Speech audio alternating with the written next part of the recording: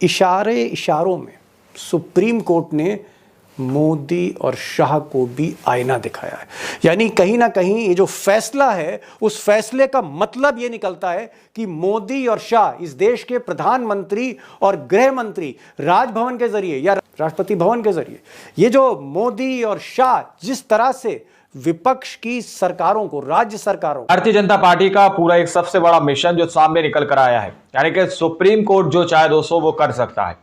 Supreme court ने अपनी ताकत दिखाई है और भारतीय जनता पार्टी को एक बड़ा झटका लगा है दोस्तों, या फिर यूं कहिए मोदी और शाह का एक बड़ा मिशन जो है वो फेल होने जा रहा है। मैं वीडियो में आगे बढ़ूं उससे पहले मैं आप लोगों को बता दूं, हमारे साथ वरिष्ठ पत्रकार मौजूद हैं दीपक शर्मा। उनकी रिपोर्ट में आप लोगों को दिखाऊंगा सुप्रीम कोर्ट के अंदर किस तरह से लताड़ लगाई गई है। जिस तरह से भी मंदिर मस्जिद के मामले चल रहे हैं कि हर मस्जिद के नीचे मंदिर ढूंढने की कोशिश की जा रही है, तो सुप्रीम कोर्ट ने भारतीय जनता पार्टी का, मोदी अमित शाह का पूरी तरह से सबसे बड़ा मिशन जो है उसको पूरी तरह से ध्वस्त कर दिया। दोस्तों हमारे साथ वरिष्ठ पत्रकार मौजूद हैं, आप उनकी इस रिपोर्ट को देखिए।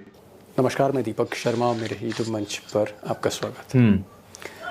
दोस्तों मैंने पहले भी कहा था और आज फिर दोहरा रहा हूं कि अगर सुप्रीम कोर्ट अपने पर आ जाए तो फिर चाहे जितना ताकतवर नेता हो, चाहे इंदिरा गांधी हो या नरेंद्र मोदी हो, सबको राइट टाइम कर सकता है। और सुप्रीम कोर्ट ने ऐसा ही एक ऐतिहासिक फैसला सुनाया है जिसने राष्ट्रपति भवन को पहली बार हिला दिया है। राष्ट्रपति भवन हो कि नरेंद्र मोदी और अमित शाह, प्रधानमंत्री और गृह मंत्री भी प्रेशर में, हैरत में, और इस बात की चर्चा हो रही है अदालत में, सत्ता के गलियारे में, कि जिस तरह से सुप्रीम कोर्ट ने राष्ट्रपति को ताकत दिखा दी है, क्या ऐसी ही ताकत आने वाले दिनों में वक्फ मामले की सुनवाई में सुप्रीम कोर्ट दिखाएगा? ऐसी ताकत दिखाएगा।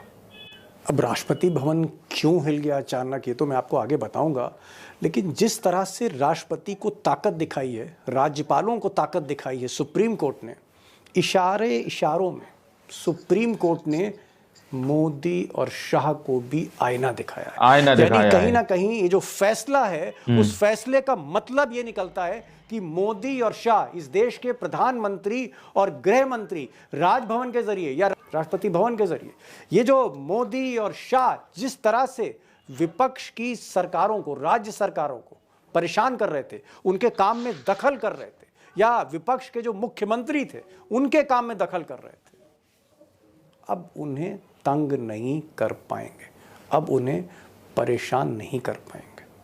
अब दोस्तों एक और अहम बात है कि सुप्रीम कोर्ट ने चीफ जस्टिस संजीव खन्ना के नेतृत्व में जो टीम है जजेस की सुप्रीम कोर्ट में, जिस तरह से हाल फिलहाल में ताबड़तोड़ बड़े बोल्ड फैसले दिए, बड़े बोल्ड जजमेंट दिए, ऐसे जजमेंट इधर कुछ सालों में नहीं दिखे। एक आध जजमेंट चंद्रचूड़ के इलेक्टोरल बॉन्ड पर आप जरूर उसका जिक्र कर सकते हैं, लेकिन हाल फिलहाल में ऐसे सख्त आदेश नहीं देखने को मिले हैं इस दौर में। मिसाल के तौर पर जिस तरह से योगी की पुलिस के नट बोल्ट टाइट कर दिए चीफ जस्टिस ने, और कहा कि साहब योगी के राज में कानून व्यवस्था नाम की कोई चीज नहीं है।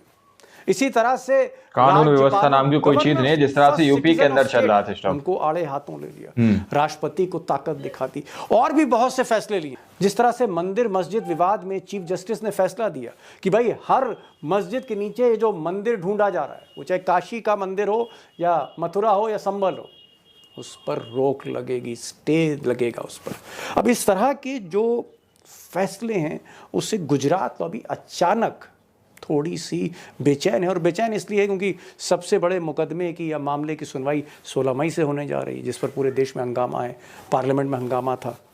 16 मई को वक्फ मामला आ रहा है सुनवाई के लिए, तो सरकार को लगता है कि कहीं भाई इसमें भी बोल्ड फैसला ना आ जाए, कहीं स्टे ना लग जाए, उसकी तैयारी हो रही है, आगे बात करेंगे। लेकिन पहले मैं चाहता हूं दोस्तों कि मुझे आप चंद सेकंड दीजिए कि ये जो ताज़ा मामला है जहां राष्ट्रपति भवन भी हिल गया, पहली बार फॉर द फर्स्ट टाइम राष्ट्रपति को भी निर्देश दिए हैं सुप्रीम कोर्ट ने, मामूली मामला नहीं है।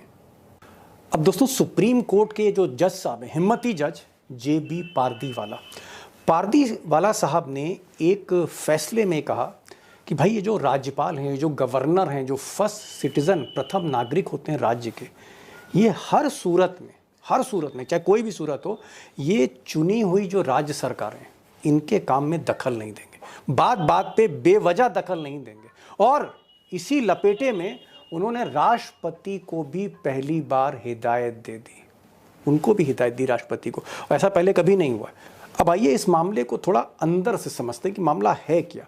और अगर ये मामला आप गौर से सुनेंगे तो मोदी जी और शाह साहब का ये जो खेल है पर्दे के पीछे, विपक्ष की सरकारों को किसी तरह से काम नहीं करने देने का, उनको या तो गिरा देना या उनकी विधायकों को तोड़ देना, ये जो सारा खेल पर्दे के पीछे होता है। और कहीं ना कहीं, मुझे माफ करिए मैं कहना नहीं चाहता हूं, लेकिन राज्यपाल जो प्रथम नागरिक है वो कठपुतली की तरह काम कर रहा है। कठपुतली की तरह भाजपा के लिए काम किया जा रहा है। आपको समझ में आएगा अगर आप गौर करके मेरी बात सुनेंगे।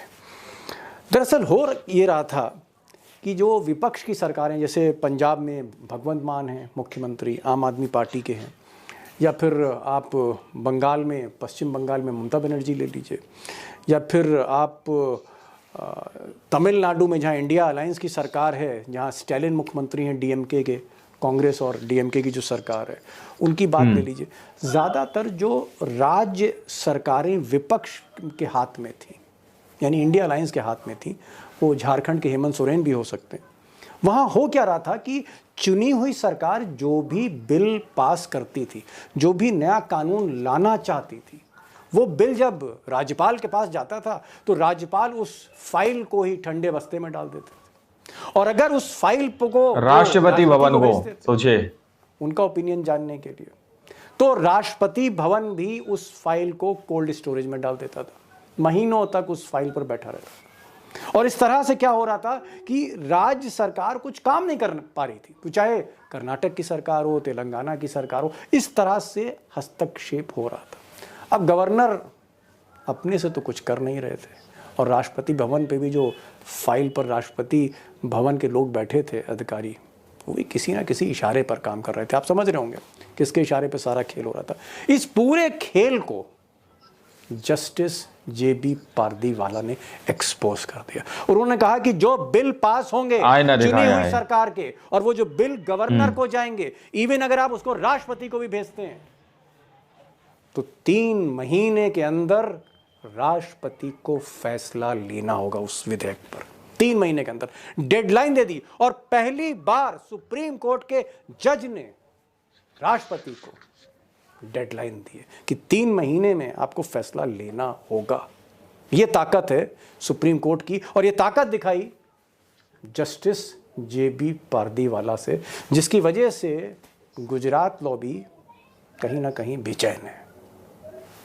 दोस्तों, आज का जो सवाल है बड़ा सीधा है। 2 क्वेश्चंस हैं आज, 2 सवाल हैं। पहला सवाल यह है कि क्या सुप्रीम कोर्ट ने मिस्टर मोदी और मिस्टर शाह को संविधान की, कॉन्स्टिट्यूशन की ताकत दिखाई है, ये जो फैसला दिया है जिसमें राष्ट्रपति को भी दायरे में लाए, क्या संविधान की ताकत दिखाई है मिस्टर मोदी और शाह को? और दूसरा सवाल, क्या यही ताकत जो राष्ट्रपति को दिखाई गई है, यही ताकत क्या वक्फ मामले के सुनवाई में भी, कानून व्यवस्था नाम की कोई चीज नहीं, जिस तरह से यूपी के अंदर चल रहा था, चीफ जस्टिस संजीव खन्ना की अदालत में 16 तारीख से इसकी सुनवाई शुरू हो रही है। बहुत मुश्किल सा सवाल है, आसान सवाल नहीं है। मैंने आज 2 पत्रकारों को बुलाया है, क्योंकि बात सियासत की है, कोर्ट की है, और एक्सपर्ट जल्दी कुछ बोलते नहीं हैं। मैं वक्फ पर भी पूछूंगा उनसे कि भाई वक्फ पर क्या होगा, लेकिन मैं इस मामले में भी उनसे पूछताछ ज़रूर करूंगा, उनसे सवाल जवाब करूंगा कि भाई इतनी ताकत अचानक सुप्रीम कोर्ट के पास कैसे आ गई, और क्या वाकई राज्यपाल, राष्ट्रपति भवन और मिस्टर मोदी और मिस्टर शाह ये सब के सब परेशान हैं क्या? सुनिए इस बातचीत को गौर से सुनिए, कई जानकारियां आपको मिलेंगी। अभिषेक साहब, ये क्या लगता है कि ये जस्टिस पारदीवाला ने हिम्मत तो दिखाई, एक ऐतिहासिक फैसला भी दिया, राजभवन में हड़कंप है, और पहली बार इस देश के इतिहास में पहली बार राष्ट्रपति भवन में भी हलचल है, क्योंकि कहीं ना कहीं सुप्रीम कोर्ट ने राष्ट्रपति को भी आगाह कर दिया। बट पर्दे के पीछे लोग कह रहे हैं, जानकार कह रहे हैं कि मोदी शाह के हाथ पैर बांध दिए। मोदी शाह को सुप्रीम कोर्ट ने एक तरह से सीधा इंस्ट्रक्शन दे दिया है कि आप गैर बीजेपी सरकारों को परेशान नहीं कर सकते, वो चाहे आम आदमी पार्टी की सरकार पंजाब में हो, ममता बनर्जी की सरकार बंगाल में हो, वो चाहे हेमंत सोरेन की सरकार झारखंड में हो, या फिर जो तमिलनाडु का मामला है स्टैलिन की सरकार, या फिर जो कांग्रेस सरकारें हैं हिमाचल में, कर्नाटक में, तेलंगाना, इनमें आप अब दखल नहीं दे पाएंगे जो रिमोट से चल रहा था। क्या ये बात सही है? मैं आपसे एक सेकंड ओपिनियन ले रहा हूं कि सुप्रीम कोर्ट का ये जो फैसला है ऐतिहासिक, विपक्ष की सरकारों को, मोदी शाह के लिए 440 वोल्ट का करंट है। दीपक जी, आपने बिल्कुल सही कहा कि ये 440 वोल्ट का करंट है, क्योंकि सामने से तो दिख रहा है कि राष्ट्रपति भवन के राष्ट्रपति के सामने ये कठपुतली की तरह भाजपा के लिए काम किया जा रहा है। लेकिन इसकी तह तक जाए, इस फैसले की तह तक जाए, तो राष्ट्रपति से लेकर राज्यपालों तक गुजरात लॉबी जिस प्रकार से विपक्षी राज्य सरकारों को तंग कर रही थी, अपनी उन राज्य सरकारों को भी तंग कर रही थी जहां के मुख्यमंत्री उनकी मर्जी के नहीं थे, वो धंधा अब करीब करीब रुक गया है। अब दो ही चीजें तो हो रही थी, एक जांच एजेंसियों का दुरुपयोग सीबीआई ईडी का, और दूसरा राजभवन का दुरुपयोग। दोस्तों, आप लोगों ने इस वीडियो को शुरू से आखिर तक देखा। वीडियो के अंदर साफ तौर पर बात की गई है कि किस तरह से मस्जिदों के नीचे जो मंदिर ढूंढने का एक रिवाज, एक चलन जो चल पड़ी है दोस्तों, जिसकी वजह से देश के अंदर माहौल खराब करने की कोशिश की जाती है। अभी हाल ही में वक्फ बोर्ड बिल जो लाया गया है, जिसको पूरी तरह से संविधान के बहुत सारे अनुच्छेद आर्टिकलों को ताक पे रख के उस बिल को जबरदस्ती पास करवा दिया गया। हालांकि संविधान की किस तरह से धज्जियां उड़ाई गई हैं वो तस्वीरें किसी से छुपी नहीं है। अब 16 मई को उस पर सुनवाई होने जा रही है। 16 मई को सुप्रीम कोर्ट आखिर क्या फैसला लेगा वो अपने आप में काफी बड़ा सवाल है। लेकिन उससे पहले जिस तरह से सुप्रीम कोर्ट के जजेस अपना बयान देते हुए नजर आ रहे हैं, चाहे वो उत्तर प्रदेश हो, चाहे वो राज्यपाल हो, चाहे वो राष्ट्रपति भवन हो, सीधे तौर पर सबके लिए इस तरह की बात कहते हुए नजर आ रहे हैं कि यूपी के अंदर कानूनी व्यवस्था तो दूर दूर तक नजर नहीं आती। और अगर हम अभी की स्थिति की बात करें दोस्तों, हाल ही आगरा के अंदर आप देख लीजिए, सपा के नेता, सपा के जो कार्यकर्ता हैं या फिर सपा से जो जुड़े हुए हैं, बनारस वाले मिश्रा जी, उनके ऊपर कड़ी सेना के एक शख्स ने हमला कर दिया। इस तरह की खबरें सामने निकल के आ रही हैं। हालांकि इसकी पुष्टि नहीं करते हम कि कड़ी सेना का ही शख्स है वो, लेकिन उनके ऊपर हमला किया गया दोस्तों, चाकुओं से वार किया गया। अब आप लोग समझ सकते हैं, जब इतने बड़े लोग इस तरह से सेफ नहीं है तो आम इंसान की क्या ही स्थिति होगी यूपी के अंदर। बाकी आप लोगों ने इस पूरी रिपोर्ट को देखा सुना, आप लोग इस रिपोर्ट के बारे में क्या सोचते हैं, क्या समझते हैं, अपनी राय कमेंट सेक्शन में जरूर दीजिएगा कि वाकई में जो जजेस कहते हुए नजर आ रहे हैं कि यूपी के अंदर कानूनी व्यवस्था नहीं है। हालांकि यूपी के अंदर डबल इंजन सरकार है, वो तस्वीरें भी किसी से छुपी नहीं है और बार बार इस तरह की बातें बार बार बताई जा रही हैं कि हम डबल इंजन सरकार यूपी के अंदर चला रहे हैं।